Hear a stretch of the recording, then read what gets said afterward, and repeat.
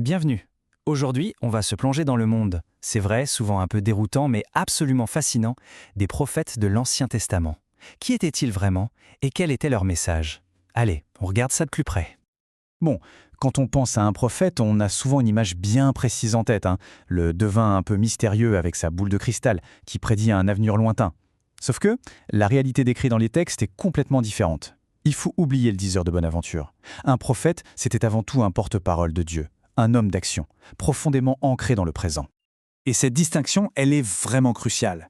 Si leur mission première, ce n'était pas de prédire l'avenir, alors c'était quoi? C'est la question centrale si on veut vraiment comprendre leur importance. Pour trouver la réponse, le mieux c'est de retourner à la source, au mot lui-même.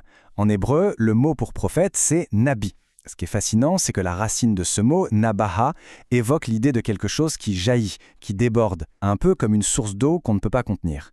L'image est puissante, les paroles de Dieu ne sont pas juste murmurées, elles jaillissent à travers eux. Impossible de les retenir. Et voilà, on arrive au point fondamental. Leur fonction essentielle, ce n'était pas la prédiction, mais la proclamation. Ils étaient en quelque sorte la bouche de Dieu pour leur génération. Ce passage de Jérémie l'illustre à la perfection. Ce n'est pas une vague inspiration, c'est une commission divine, très directe. Dieu lui-même qui place ses propres mots dans la bouche du prophète. La source du message est donc on ne peut plus claire. Très concrètement, leur travail au quotidien, c'était de s'adresser aux gens de leur époque. Ils avertissaient, ils appelaient au changement, ils transmettaient des ordres et des avertissements de la part de Dieu, mais aussi des promesses pleines d'espoir, qui bien souvent dépendaient de l'obéissance du peuple. Et c'est là que les choses se compliquent un peu pour nous, lecteurs du XXIe siècle. Comment est-ce qu'un message, qui était si spécifique à une époque, peut encore nous parler aujourd'hui? C'est tout le défi de l'interprétation. Et la clé, la voici. La toute première étape, c'est de se replonger dans leur monde. Il faut essayer de comprendre les enjeux politiques, sociaux, spirituels de leur temps. Sans ce contexte, c'est vrai, le message peut rester assez flou. Il faut vraiment avoir ça en tête. La première application de leur message était toujours immédiate. Ils parlaient à des rois, à des prêtres, à des gens qu'ils croisaient tous les jours, à propos de situations bien réelles. C'est seulement après avoir saisi ce sens premier qu'on peut commencer à chercher plus loin. Mais, et c'est là que ça devient fascinant, leurs paroles avaient une portée qui dépassait de loin leur propre horizon. C'est ici que la dimension prédictive entre en jeu, mais attention, d'une manière bien particulière. En fait, les prophètes ont abordé de manière récurrente 4 grands thèmes qui concernent l'avenir. Des jugements à l'échelle nationale, comme l'exil, l'arrivée d'une figure centrale, le Messie, ensuite l'instauration de son royaume, et enfin un jugement ultime. Et c'est justement là que beaucoup de lecteurs bloquent. Le langage est très symbolique, les chronologies ne sont pas toujours claires. Alors, pourquoi cette complexité? Eh bien, il y a principalement 3 raisons. D'abord, une seule et même prophétie peut avoir plusieurs accomplissements, à différentes époques. Ensuite, le style est très imagé, rempli de symboles. Et enfin, et c'est un point important, beaucoup de prophéties étaient conditionnelles. Le jugement annoncé pouvait être annulé si le peuple changeait de comportement. Cette analogie du projecteur est juste géniale pour expliquer ça. L'image projetée par le prophète était parfois volontairement floue pour les premiers auditeurs. C'est seulement avec le recul, quand le temps avance et que l'histoire se déroule, que l'image devient nette et que les détails apparaissent. Alors, concrètement, comment on aborde ces textes? Voici une méthode simple en 3 étapes. 1. On situe le texte dans son contexte d'origine. 2. On identifie ce qui s'est déjà clairement accompli au fil de l'histoire. Et c'est seulement après, en 3, qu'on peut chercher le sens plus profond, le message qui résonne encore aujourd'hui. D'accord, mais au-delà de la méthode, quelle était la finalité de tout ça? Pourquoi est-ce que Dieu a parlé de cette manière pendant des siècles? Quel est le fil conducteur qui relie tous ces messages? Le but ultime, vraiment le point de convergence de toutes les prophéties, c'était de préparer le terrain pour l'établissement du royaume de Dieu, et donc pour l'arrivée du roi de ce royaume. Ce verset, à la toute fin de la Bible, dans le livre de l'Apocalypse, nous donne en fait la clé de voûte de tout l'édifice. Il nous dit que l'essence même, l'esprit de toute prophétie, c'est de rendre témoignage à Jésus. En d'autres termes, sans Jésus, les prophéties peuvent ressembler à une collection d'énigmes. C'est sa vie, sa mort, sa résurrection qui viennent éclairer et accomplir tout ce qui a été annoncé des siècles plus tôt. Il est la clé de lecture. Et ce qui est incroyable, c'est de voir comment ce portrait du Messie s'est dessiné petit à petit, au fil des siècles. Moïse l'annonce comme un grand prophète. Plus tard, David le décrit comme un roi victorieux. Et puis, des siècles après, Ésaïe ajoute ces traits complètement surprenants du serviteur qui souffre et qui s'offre en sacrifice. Le tableau devient de plus en plus précis. Il faut vraiment garder ça à l'esprit. Malgré leur style, leur personnalité, les prophètes étaient convaincus d'une chose. Ils ne partageaient jamais leurs propres opinions. Ils étaient les porteurs d'un message qui les dépassait complètement, un message qui venait de Dieu. Finalement, le miracle de la prophétie, c'est que Dieu a vraiment parlé aux êtres humains. Et ça nous laisse avec une question, toute simple, mais très profonde. Si le Dieu saint a parlé, est-ce qu'on tend l'oreille ? Quand on pense aux prophètes de la Bible, l'image qui nous vient en tête est souvent un peu stéréotypée. Et si cette image était en fait complètement à côté de la plaque, ou du moins terriblement incomplète? C'est ce qu'on va voir ensemble en plongeant dans le rôle bien plus actif et essentiel des prophètes d'Israël. Franchement, la première idée qui fuse, c'est souvent celle du devin, celui qui annonce des catastrophes, des miracles. Voilà, exactement ça. Le personnage un peu mystique penché sur sa boule de cristal. C'est l'image d'Épinal, celle qu'on voit dans les films et les légendes. Mais en creusant un peu les textes, on découvre une réalité beaucoup plus complexe, plus active et honnêtement bien plus passionnante. Alors, allons-y. Voici un peu notre feuille de route. On va d'abord explorer pourquoi la Bible se présente comme une véritable histoire du salut, puis on se penchera sur la mission vraiment unique d'Israël. Ensuite, on verra le vrai job des prophètes, collaborateurs de Dieu, et pour finir, on va décortiquer ce que leur nom nous révèle. Ok, première chose essentielle pour comprendre les prophètes, il faut saisir le cadre. Et ce cadre, c'est que le salut, dans la Bible, ce n'est pas une idée philosophique, une abstraction. Non, c'est une histoire concrète qui se déroule dans notre temps. Et là, on touche à une différence fondamentale. Pour la sagesse grecque, en gros, le péché, c'était une erreur de jugement, une sorte d'ignorance. Du coup, une bonne leçon, un enseignement divin, et hop, c'était réglé. Mais dans la vision biblique, c'est bien plus profond. C'est un acte, une révolte consciente de la volonté. Et pour réparer un acte, il faut un autre acte. Il fallait donc une intervention divine dans l'histoire. Et cette action divine, elle se déploie sur des millénaires, ce n'est pas un événement ponctuel. Ça commence tout doucement avec l'appel d'Abraham, la petite graine d'une histoire sainte. Puis, ça prend de l'ampleur avec Moïse, qui donne un cadre, la loi à toute une nation. Et tout ça converge vers le but final, étendre cette œuvre de rédemption à l'humanité entière. C'est une progression, une histoire en plusieurs actes. Alors, maintenant qu'on a le décor, parlons de l'acteur principal de cette histoire, le peuple d'Israël et sa mission qui est vraiment particulière.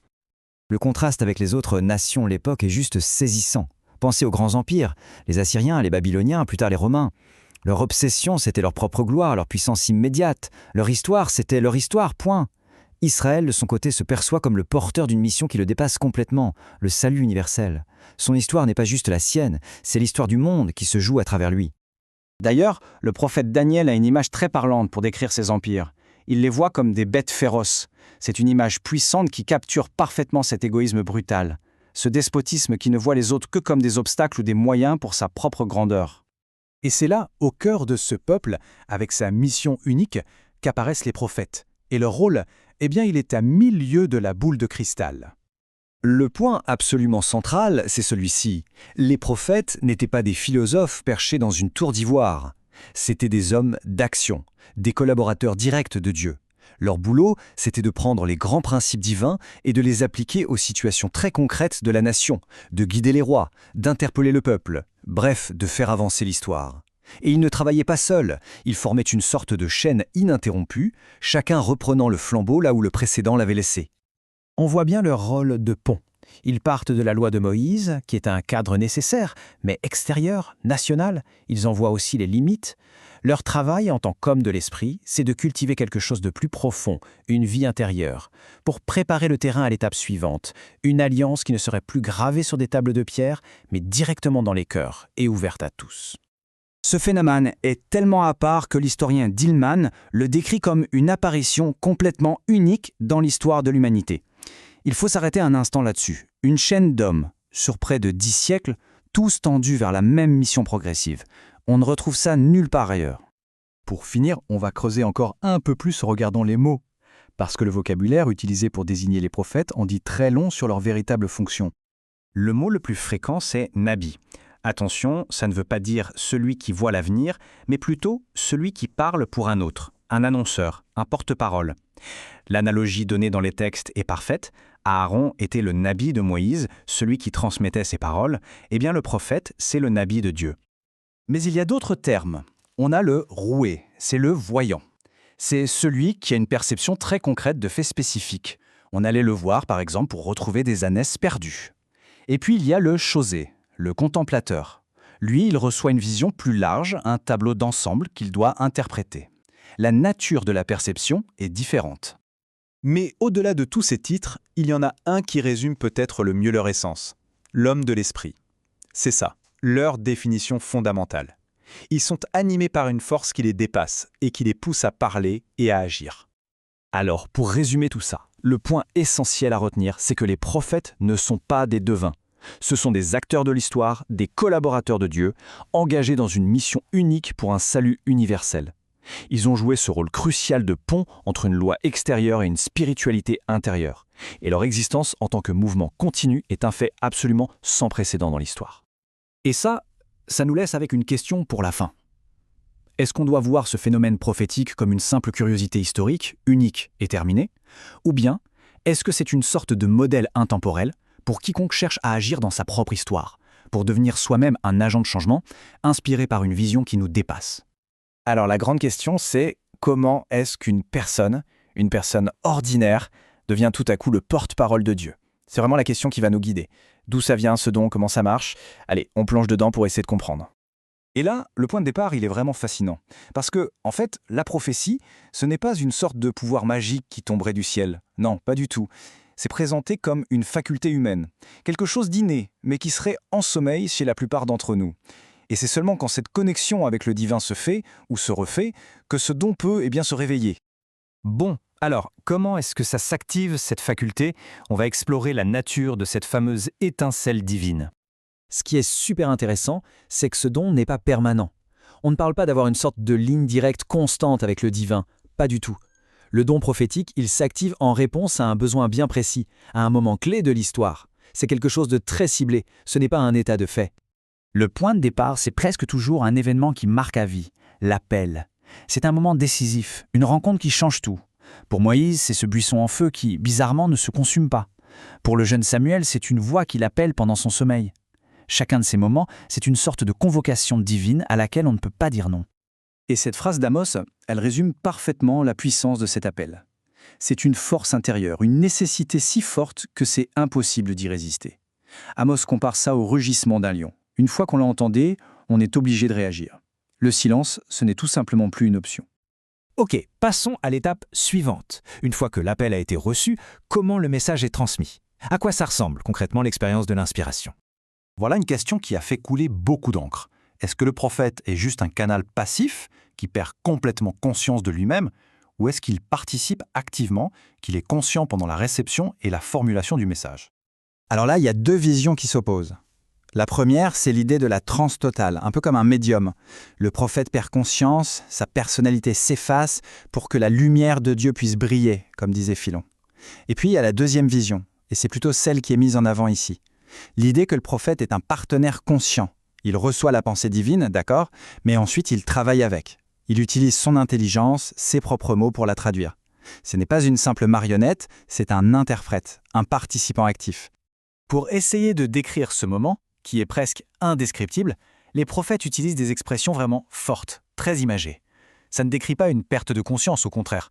C'est plutôt une intensification de la perception intérieure. C'est comme si le monde physique devenait flou, pour laisser toute la place à une réalité spirituelle beaucoup plus intense. Bon, le message a été reçu, il a été compris. Maintenant, comment on le transmet au monde? Ça, c'est la troisième étape, et elle est cruciale dans tout le processus. En gros, il y a 3 grands moyens. Le premier, le plus direct, c'est la parole vivante, prêchée en public, que ce soit sur une place de marché ou devant un roi. Ensuite, il y a l'écriture, pour que le message reste, qu'il traverse le temps. On pense à Jérémie qui dicte ses prophéties à son scribe. Et enfin, il y a la méthode la plus spectaculaire, l'acte symbolique. Et c'est là que ça devient vraiment particulier. Parce que parfois, pour vraiment marquer les esprits, le message ne pouvait pas juste être dit. Il devait être vécu, incarné de manière radicale, parfois même extrême. Prenez Isaïe, par exemple. On lui demande de marcher pieds nus et avec très peu de vêtements pendant 3 ans. Le but, symboliser la future déportation des Égyptiens. Imaginez un peu l'impact d'une telle action sur les gens de l'époque. Ou encore Ézéchiel. Lui, il reçoit l'ordre de rester couché sur son côté gauche pendant 390 jours, puis sur son côté droit pendant 40 jours. Tout ça pour porter, symboliquement, les péchés d'Israël et de Juda. C'est presque inimaginable. Forcément, on se pose la question, mais comment c'est possible physiquement? L'explication qui est proposée est assez fascinante. Et si ces événements ne s'étaient pas déroulés dans le monde réel, mais à l'intérieur même de l'esprit du prophète? Et c'est là qu'intervient ce concept vraiment clé, la vision plastique. Qu'est-ce que c'est? Eh bien, c'est une vision intérieure, mais tellement vive, tellement détaillée, qu'elle est vécue avec la même intensité que la réalité. Pour le prophète, il n'y a pas de différence. Donc, quand il raconte avoir fait quelque chose, il ne ment pas. C'est comme ça qu'il l'a vécu, mais de l'intérieur. Le symbole a été vécu de façon hyper réelle dans son esprit, et c'est ça qu'il nous raconte. Pour terminer, il y a une chose essentielle à comprendre. Les prophètes ne sont pas des figures isolées qui apparaissent comme ça par hasard. Non, ils font tous partie d'une longue tradition. Ils sont tous connectés. Et ce tableau le montre très bien. Les prophètes ne sortent pas de nulle part. Ils s'inscrivent dans une lignée. Ils lisaient, ils citaient, ils s'appuyaient sur les écrits de ceux qui les avaient précédés. C'est une sorte de grande conversation qui se déroule à travers les siècles. La preuve que c'est une œuvre collective. J'aime beaucoup cette métaphore de Schmider. Elle dit que tous les prophètes sont comme une chaîne parcourue par un seul et même courant électrique. Chaque maillon est unique bien sûr, mais ils sont tous traversés par la même énergie, le même esprit, la même mission. Et l'idée va même encore plus loin. Moïse lui-même n'aurait pas parlé de prophète au pluriel, mais d'un seul et unique prophète collectif. Un prophète qui se manifesterait à travers différentes personnes au fil du temps. C'est une vision très puissante de l'unité de la révélation. Alors, pour finir, une dernière pensée. Si la prophétie est vraiment une faculté humaine fondamentale, une faculté qui peut être réveillée et pas juste un don réservé à quelques élus du passé, qu'est-ce que ça voudrait dire pour nous aujourd'hui? Que pourrait bien signifier, dans notre monde actuel, se mettre à l'écoute de cette connexion potentielle? C'est une question qui mérite qu'on y réfléchisse. Et si la prophétie, ce n'était pas du tout ce qu'on pense? Pas une simple histoire de prédiction de l'avenir? Non. Aujourd'hui, on va plonger dans une vision bien plus profonde, bien plus complexe, de ce que signifie vraiment être un prophète. Voilà, cette question, elle est vraiment au cœur de toute notre analyse. L'idée, ce n'est pas de voir l'avenir comme une sorte de livre déjà écrit. Pas du tout.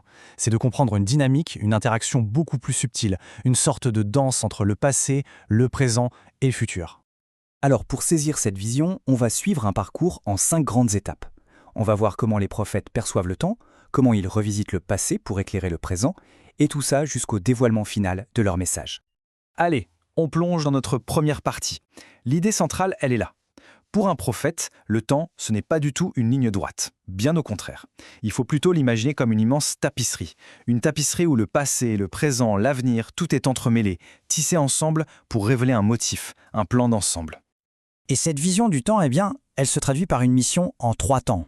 C'est assez logique en fait. Le prophète commence par regarder loin devant, vers l'avenir, pour y puiser un idéal, une sorte de cap. Et c'est avec ce cap en tête qu'il peut ensuite diriger le présent. Et c'est là que ça devient fascinant. Il peut même réinterpréter le passé pour lui donner un sens tout nouveau. Ok, alors, réinterpréter le passé, qu'est-ce que ça veut dire concrètement? Il faut bien comprendre que les prophètes, ce n'étaient pas juste des gardiens de musée, des archivistes de la loi. Pas du tout. Ils lui ont redonné vie. C'était des interprètes, des combattants, qui se battaient pour l'esprit de la loi, pas seulement pour sa lettre morte. Et cette bataille, elle se jouait sur 2 fronts bien distincts. D'un côté, sous des rois impies, le combat était clair, direct. Il fallait défendre la foi contre l'idolâtrie. Mais le plus intéressant, et le plus dangereux peut-être, c'était sous les rois pieux. Là, la menace était bien plus subtile. C'était le piège du ritualisme vide de sens, cette obéissance de façade, sans cœur, sans conviction. Et pour secouer les consciences, les prophètes n'hésitaient pas à utiliser le paradoxe, voire le choc. Prenez cette phrase de Jérémie. Elle est terrible. Bien sûr, il ne nie pas l'importance des sacrifices. C'est une manière forte, une protestation presque violente contre une religion qui devient une simple mécanique, une application de la loi sans âme. Le message, c'est « Dieu n'a jamais voulu de l'être sans l'esprit qu'il a fait vivre ». Bon, une fois le passé rééclairé, le prophète doit faire face à sa mission la plus difficile, la plus dangereuse, naviguer dans le présent. Et là, on est au cœur du réacteur. C'est au milieu du chaos, des crises politiques, des passions humaines que tout se joue. C'est là que sa vision doit être la plus claire. L'analogie du pilote est parfaite pour ça. Imaginez un navire dans la tempête. Comment le pilote garde-t-il son cap? Il ne regarde pas les vagues qu'il frappe. Il fixe un point à l'horizon, un phare. Pour le prophète, ce phare, c'est sa vision de l'avenir, du but final. C'est ça, et seulement ça, qui lui donne la force et la clarté de manœuvrer le gouvernail, ici et maintenant, avec assurance. Parlons-en, justement, de ce fameux phare, la vision de l'avenir. Pour le prophète, contempler la fin des jours, ce n'est pas de l'évasion. C'est là qu'il respire, qu'il trouve sa liberté, son inspiration. C'est un peu comme un refuge, un point d'observation calme, loin du tumulte du présent, d'où il peut puiser la sagesse pour agir. Et cette vision de l'avenir, elle se présente souvent comme une grande pièce de théâtre, Un drame en 3 actes. Acte 1. Le jugement commence par purifier son propre peuple. Acte 2. Le jugement s'étend à toutes les nations. Et enfin, acte 3, le grand final, de ce tumulte, de cette purification, émerge quelque chose de nouveau, le royaume de Dieu, bâti avec un reste purifié de l'humanité. Mais attention, point crucial, cet avenir n'est pas un destin inéluctable, gravé dans la pierre, pas du tout. Il est conditionnel. Ça veut dire que l'action humaine, la liberté, le changement de cœur peuvent tout changer. L'histoire de Ninive en est l'exemple parfait. La ville est condamnée, mais elle se repent, et la sentence est levée. C'est un paradoxe magnifique. Pour rester fidèle à sa propre justice, Dieu doit adapter sa réponse quand l'humanité, elle, change. Et maintenant, on arrive au point de convergence. Au cœur de toute cette vision qui traverse le temps, il y a une figure, une seule. Au début, c'est juste une silhouette, une esquisse un peu floue. Mais siècle après siècle, prophète après prophète, le portrait devient de plus en plus net, jusqu'à devenir d'une précision incroyable. L'image d'une grande fresque peinte à travers les âges est vraiment parlante. Imaginez ça, chaque prophète arrive, prend le pinceau et ajoute sa touche. Un trait de lumière ici, une ombre là, un détail du visage. Ce n'est pas une photo qu'on révèle d'un coup, c'est une peinture qui se construit lentement, une révélation progressive qui suit le rythme de l'histoire humaine. Alors suivons justement cette progression. Cette chronologie, c'est un peu le making-of de ce portrait. On va voir comment il a été assemblé, pièce par pièce. C'est un voyage absolument fascinant à travers l'histoire, où chaque époque, chaque prophète va ajouter une couche de complexité, une nouvelle dimension à cette figure centrale. Au départ, vraiment au tout début, dans la Genèse, c'est très large, presque abstrait. On parle d'une promesse de victoire pour l'humanité, mais l'instrument de cette victoire reste impersonnel. Puis, avec Abraham, ça se resserre un peu. D'accord, ça passera par sa descendance. Avec Moïse, on attend un futur guide, un prophète. Mais on est toujours dans le collectif. La figure individuelle reste dans le flou. Et là, avec le roi David, c'est le grand tournant. Le portrait devient personnel, on ne parle plus d'un peuple ou d'une descendance, mais d'un individu. Un descendant royal bien précis. Et pas n'importe lequel. Un roi qui va unir ce qui était séparé, la royauté et la prêtrise, et dont le royaume sera mondial. L'échelle change complètement. Alors on a cette image d'un roi glorieux, tout-puissant, qui se met en place. Et là arrive Isaïe, et il vient tout chambouler. Il ajoute des détails complètement paradoxaux, stupéfiants pour l'époque. Ce roi, dit-il, sera aussi Dieu fort, Emmanuel. Et le choc ultime, il introduit cette figure du serviteur souffrant. Un roi qui ne va pas triompher par la puissance, mais par la souffrance et le sacrifice. C'est une révolution complète de l'image. Et enfin, les derniers prophètes viennent poser les touches finales. Ils font la grande synthèse. Cette figure est à la fois le Fils de l'homme, donc pleinement humaine, et en même temps il est identifié directement à Dieu, au Seigneur qui vient visiter son temple. Toutes les pièces du puzzle s'emboîtent. Humanité, divinité, royauté, sacrifice. Le portrait est achevé. Et c'est là qu'on boucle la boucle. On comprend enfin le vrai but de la prophétie. Ce n'est pas un film d'aventure sur le futur pour satisfaire la curiosité, c'est un projecteur surpuissant qui prend la lumière du but final, de la pensée de Dieu, pour éclairer notre présent, pour interpeller, pour transformer, parce qu'au fond, chaque instant de la vie ne prend son sens que par rapport à cette destination. Et tout ça nous laisse avec une question vertigineuse, une tension profonde. Si les promesses divines dépendent de nos actions, de nos choix, alors qui, au final, contrôle le destin? C'est une question qui reste ouverte, bien sûr. Elle invite à réfléchir au rôle de chacun dans ce grand récit de l'histoire. Bonjour et bienvenue. On part aujourd'hui pour un voyage fascinant à travers l'histoire de la prophétie dans l'Ancien Testament. On va explorer ses toutes premières étincelles jusqu'à ses derniers mots. C'est une épopée qui, vous allez le voir, a fait bien plus que prédire l'avenir.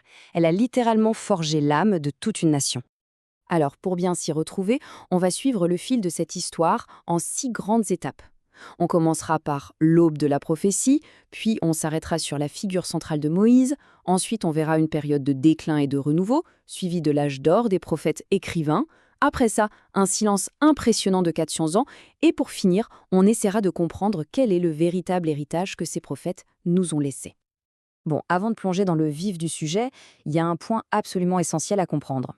Le don prophétique, ce n'est pas de la magie, ce n'est pas une boule de cristal. Non, en fait, c'est une faculté profondément humaine. Une sorte de capacité innée à refléter le divin quand Dieu se manifeste. Le but, ce n'est pas juste de deviner le futur, mais de servir de miroir à la vérité divine. Ok, notre histoire commence bien avant que le prophète ne devienne une fonction officielle. Le don prophétique, lui, était déjà là, actif chez les toutes premières figures bibliques. C'est là qu'on trouve les premières lueurs. Et ce qui est vraiment intéressant, c'est de voir comment ces premières manifestations prophétiques jaillissent comme ça, spontanément, à des moments absolument cruciaux. Que ce soit le père de Noé, ou Abraham, ou même les patriarches sur leur lit de mort, à chaque fois, ce don s'éveille pour transmettre une vision, une promesse fondamentale. Toutes ces premières manifestations, en fait, elles préparent le terrain pour la première grande période de la prophétie. Et cette période, elle est incarnée par une figure absolument colossale, celui qui va devenir l'étalon, la référence pour tous les prophètes à venir, Moïse.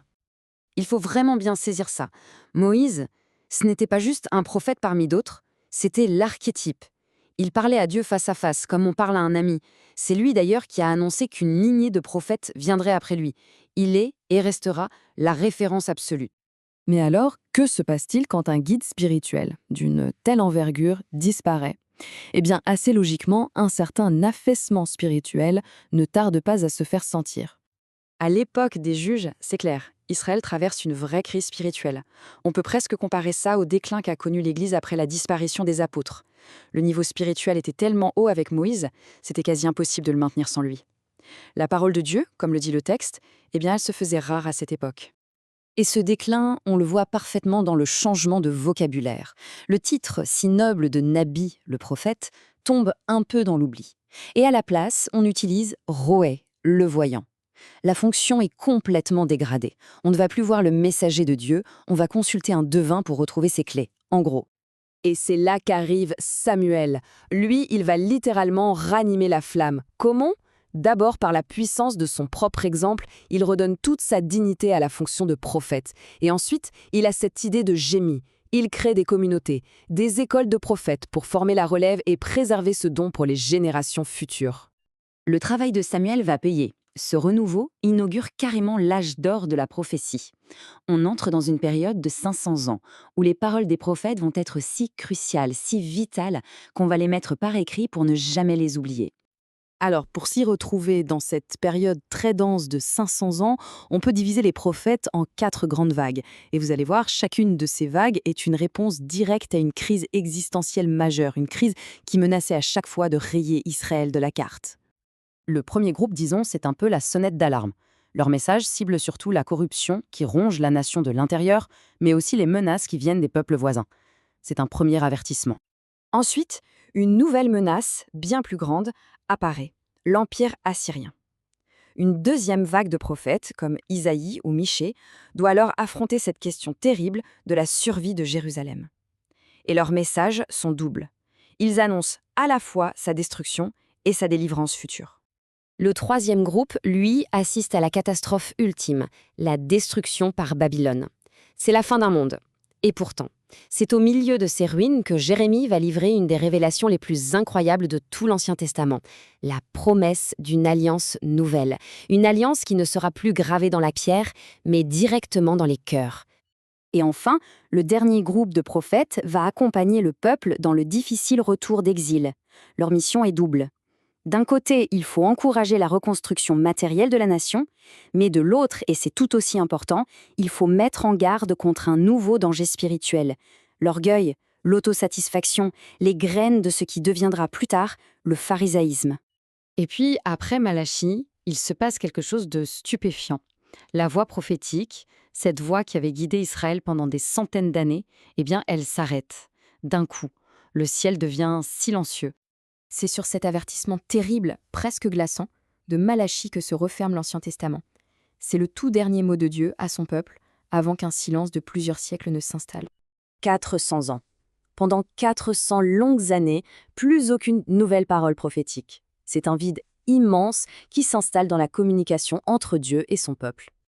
Évidemment, la nature a horreur du vide. Des écrits qu'on appelle des apocalypses vont tenter de combler ce silence. Mais il leur manque la signature de l'authenticité prophétique. En fait, ils inversent complètement la perspective. Au lieu qu'Israël existe pour la gloire de Dieu, c'est Dieu qui se retrouve au service des ambitions nationales d'Israël. Alors, au final, quel est l'héritage durable de ces vrais prophètes ? Quelle était leur fonction essentielle, leur rôle irréplaçable ? Les vrais prophètes, ils ne se sont jamais laissés acheter, ni par le pouvoir, ni par la peur, ni par la popularité. Ils étaient la conscience incorruptible d'Israël. Leur boulot, c'était de rappeler sans cesse aux rois, aux prêtres et au peuple les exigences de la justice et de la vérité, avec un seul objectif en tête, la gloire de Dieu et non celle de la nation. Toute cette histoire nous laisse face à une question assez vertigineuse. Après tant de paroles, tant de messages, pourquoi ce grand silence de 4 siècles? Qu'est-ce que cette longue absence était censée nous apprendre? Et qu'est-ce que ça révèle au fond sur la relation entre le divin et l'humanité? La question reste posée. Les prophètes de l'Antiquité. Des noms comme Ésaïe, Jérémie, Daniel, ça nous dit forcément quelque chose, ça résonne à travers le temps. Mais au-delà des histoires qu'on connaît, leurs écrits soulèvent en fait 2 grands mystères. D'abord, comment faisaient-ils pour voir l'avenir avec autant de précision? Et ensuite, comment leurs livres, qui ont été écrits à des époques différentes, ont-ils bien pu être rassemblés pour arriver jusqu'à nous? On va explorer ensemble ces 2 questions pour comprendre non seulement le message des prophètes, mais aussi la façon dont tout cet héritage a été construit. Allez, on plonge directement dans le vif du sujet. La question qui fascine et qui divise aussi, c'est celle-ci. Est-ce qu'on parle de génie politique, d'une intuition hors du commun, ou carrément d'autre chose? C'est le tout premier mystère qu'on va essayer de percer. Alors comment on peut expliquer ces visions? Il y a pas mal de théories, ça va du simple bon sens à l'intervention divine pure et simple. On va essayer de démêler ensemble les différentes pistes que l'histoire nous a laissées. Pour expliquer ce phénomène, on a en gros 3 grandes théories qui s'affrontent. La première, c'est celle de la conscience, qui suggère une sagesse purement humaine. La deuxième, qu'on appelle l'éducation divine, propose une sorte de guide divin, mais plus général. Et puis la troisième, la plus radicale, on va dire, c'est l'idée d'une communication directe. Voyons un peu ce que chacune de ces pistes implique. L'idée, ici, c'est que les prophètes étaient avant tout des observateurs extrêmement brillants. Ils voyaient l'injustice autour d'eux et leur conscience leur disait « Attention, tout ça va mal finir ». C'était en quelque sorte des analystes politiques et moraux de génie. Mais bon, cette explication, même si elle est très rationnelle, elle semble un peu limitée. Est-ce qu'elle peut vraiment expliquer la précision et la richesse de toutes leurs prédictions? Pas si sûr. Bon, passons à la deuxième théorie, celle de l'éducation divine. Là, on reconnaît une action de Dieu, mais elle serait, disons, cadrée. Dieu éduquerait la conscience humaine sur des grandes vérités, comme l'idée d'un seul Dieu par exemple. Sauf que, et c'est vraiment le point crucial, cette théorie dit que Dieu ne révèle pas de faits concrets, pas d'événements futurs précis. Et là, ça nous pose un sacré problème. Parce que, comment on explique ça? Là, on ne parle pas de vagues principes moraux, on parle de choses incroyablement spécifiques. Un descendant du roi David qui réunirait le monde entier, un roi qui se sacrifierait pour les péchés de tous, ou encore cette annonce complètement paradoxale que des étrangers croiraient alors qu'une partie d'Israël rejetterait son propre Messie. Là, la simple sagesse humaine, même avec un coup de pouce divin, ça paraît un peu court. Du coup, la question se pose tout naturellement. Si les 2 premières théories semblent avoir leurs limites, quelle est l'alternative qui nous reste? Et c'est là qu'arrive la 3e théorie, celle de la communication directe. L'idée, c'est que l'Esprit de Dieu pourrait communiquer directement avec l'Esprit de l'homme, qu'il considère comme sa propre création. Ce ne serait plus une simple influence, mais une véritable transmission d'informations, de connaissances sur l'avenir qui serait totalement inaccessible par des moyens humains. Pour la source qu'on analyse, cette citation de l'apôtre Paul donne vraiment la clé de tout, une communication d'esprit à esprit. Mais bon, une fois que la vision est reçue, un tout autre défi commence. Comment on fait pour la préserver à travers les siècles? Et ça nous amène tout droit à notre second grand mystère. On en arrive donc au 2e grand mystère. Comment toutes ces visions, ces oracles, ont pu survivre pour devenir les livres que l'on connaît aujourd'hui? Le processus de compilation, c'est une véritable enquête historique en soi. Et le premier indice, il est assez surprenant.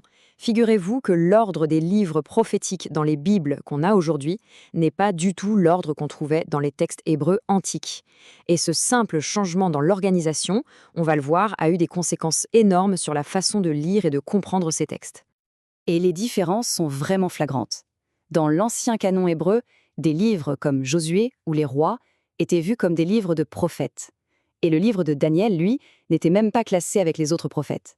Mais le canon moderne, qui a été très influencé par la Septante, c'est la traduction grecque de la Bible, a complètement réorganisé tout ça. On a mis les livres historiques au début, et tous les prophètes ont été regroupés ensemble à la toute fin. Mais avant même de parler de l'ordre, il faut se demander comment est-ce que ces textes ont été rassemblés au départ.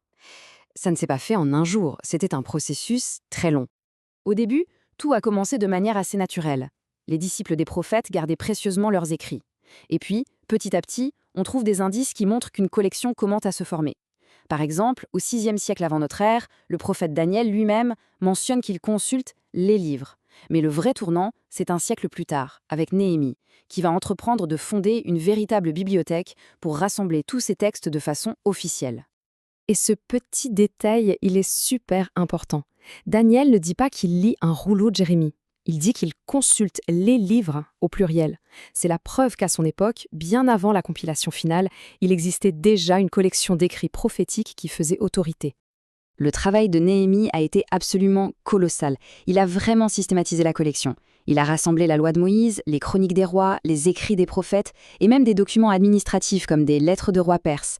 En faisant ça, il n'a pas seulement créé une bibliothèque, il a carrément posé les fondations de la structure de la Bible hébraïque. Ok, donc on a vu comment les livres ont pu être écrits et comment ils ont été rassemblés. Mais revenons à cette histoire de réorganisation. Finalement, pourquoi est-ce que c'est si important ? Voilà le point crucial. En déplaçant les livres des prophètes à la toute fin de l'Ancien Testament, les traducteurs de la Septante ont fait beaucoup plus qu'un simple rangement de bibliothèque. Ils ont transformé la structure en un outil narratif hyper puissant.